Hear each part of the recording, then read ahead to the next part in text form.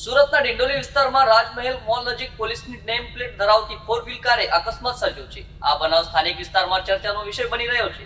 મુખ્યત્વે આ અકસ્માતની ઘટના ડિંડોલી વિસ્તારના વ્યસ્ત રાજમહેલ મોલના પરિસર નજીક બની હતી।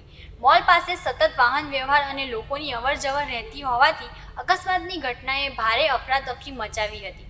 મળતી માહિતી મુજબ પોલીસ વિભાગની નેમ પ્લેટ ધરાવતી એક 4 વ્હીલ કારે અકસ્માત સર્જાયો હતો, જેના કારણે આ બનાવ વધુ ચર્ચાસ્પદ બન્યો છે।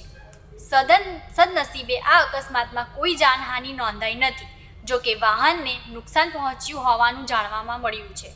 અકસ્માતની જાણ થતાં જ ડિંડોલી પોલીસ અધિકારીઓ તરત જ ઘટના સ્થળે પહોંચી ગયા હતા અને આસપાસના લોકો પાસેથી માહિતી મેળવી જરૂરી તપાસ પ્રક્રિયા શરૂ કરી છે।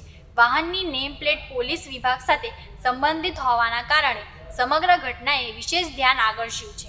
રાજમહેલ મોલ પાસે અકસ્માત થતાં જ સ્થાનિક લોકો અને દુકાનદારો સ્થળ પર જ દોડી આવ્યા હતા, જેના કારણે થોડા સમય માટે ટ્રાફિક જામ જેવી સ્થિતિ પણ સર્જાઈ હતી। હાલ પોલીસ ટીમ સીસીટીવી ફૂટેજ સહિતના આધારે સમગ્ર ઘટનાની વિગતવાર તપાસ કરી રહી છે અને અકસ્માતના કારણો અંગે તફતીશ ચાલુ છે।